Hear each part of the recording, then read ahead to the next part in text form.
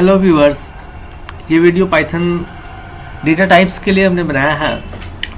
Python में data types जो है वो डिफरेंट टाइप से हम लोग यूज़ करते हैं। वैसे तो वेरिएबल में जो वैल्यू असाइन करते हैं बाय डिफ़ॉल्ट वो उसके टाइप से असाइन करता है, बट यूज़र इनपुट्स करते हैं या डेटा का जो सोर्स है हमारा वो अगर अदर सोर्सेज है तो फिर उस केस में जो है सो हम लोगों को ज़रूरत पड़ती है कि उसको कैसे ट्रांसफॉर्म करने पर्टिकुलर टाइप्स में। तो यहाँ पर जिस तरह से हम लोग सी लैंग्वेज में पढ़ते हैं, अलग अलग डेटा टाइप्स है, C++ में पढ़ते हैं, तो यहाँ पर ऐसा कोई टाइप्स अलग से डिक्लेरेशन में नहीं देते हैं हम लोग, क्योंकि वेरिएबल्स को जब भी डिक्लेयर करते हैं तो उसे वैल्यू पर्टिकुलर्स की ज़रूरत होती है असाइन करने की, ना तो उसे ज़रूरत होती है कि उसके टाइप आइडेंटिफिकेशन की। तो अब जब डेटा का सोर्स में डिफरेंट होगा, अलग सोर्सेज से जब डेटा आते हैं, तो वैसे केस में हमें क्या करना होता है कि उसे चेंज करने की ज़रूरत पड़ती है। तो पाइथन जो है कुछ फंक्शंस प्रोवाइड करते हैं जिसके हेल्प से हम लोग क्या करेंगे, तो डेटा का ट्रांसफॉर्मेशन करेंगे। कैसे करेंगे? तो इंट फंक्शन है जिसके थ्रू इंटीजर में उसको पर्टिकुलर इंटीजर टाइप में चेंज करने का काम करते हैं। अब है कि इसमें डेटा का रेंज कोई लिमिटेशंस नहीं है, किसी भी रेंज के डेटा को ये स्टोर करता है।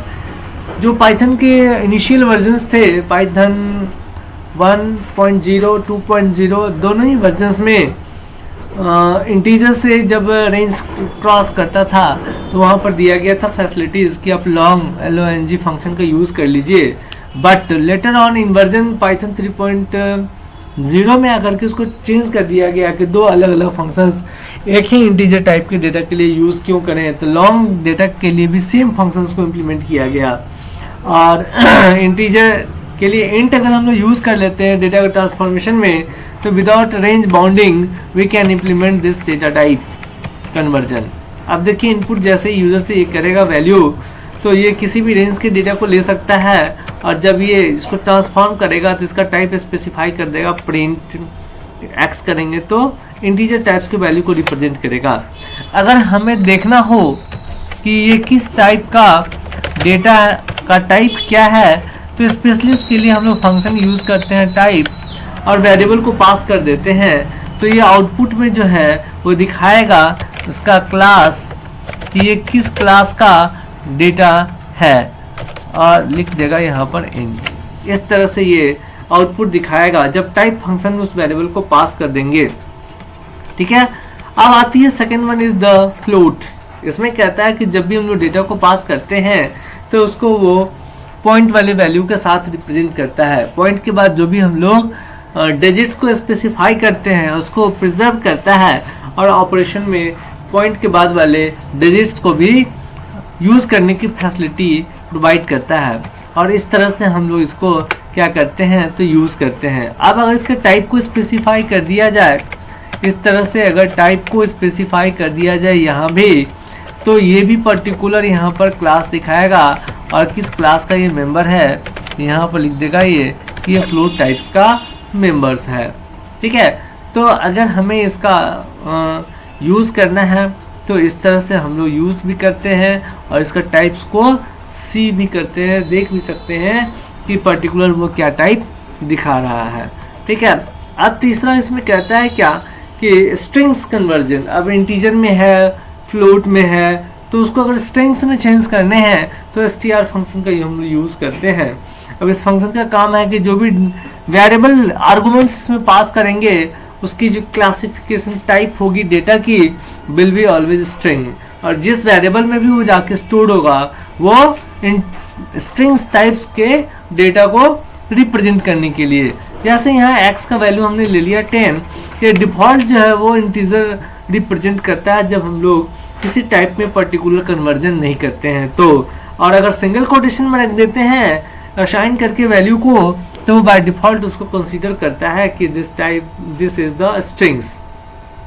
तो अब बात आती है यहाँ पर कि ये जो strx है ये कन्वर्ट कर रहा है स्ट्रिंग्स में। ठीक है। और ये जो स्टोर करेगा ये स्ट्रिंग्स डेटा कहलाएंगे। इसके बाद चौथा है हमारा fourth one is the complex.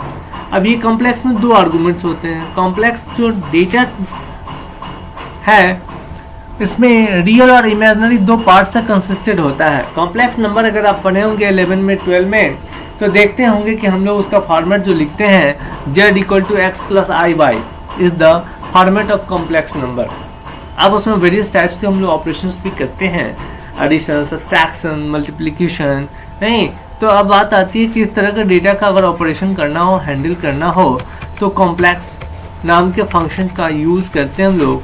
अब दो आर्गुमेंट्स है, एक रियल वैल्यू के लिए, रियल नंबर के लिए, और दूसरा जो आई के साथ हम लोग जोड़ते हैं उसके लिए IMG फॉर इमेजिनरी, राइट।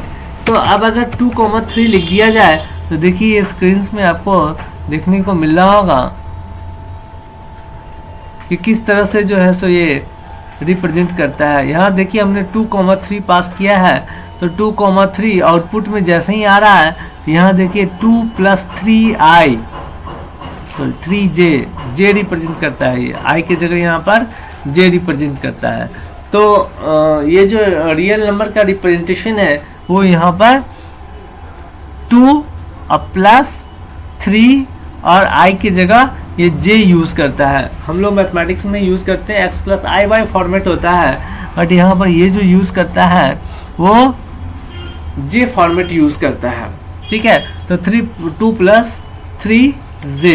अब इसका अगर हमें ऑपरेशंस करना हो तो आप डिफरेंट तरह के ऑपरेशंस के लिए, एडिशन, सब्सट्रैक्शंस के लिए इसको यूज़ कर सकते हैं। अब देखिए ये जो हमारे चारों टाइप्स हैं, डेटा की ज़रूरत पड़ने पर हम लोग इसका यूज़ करते हैं।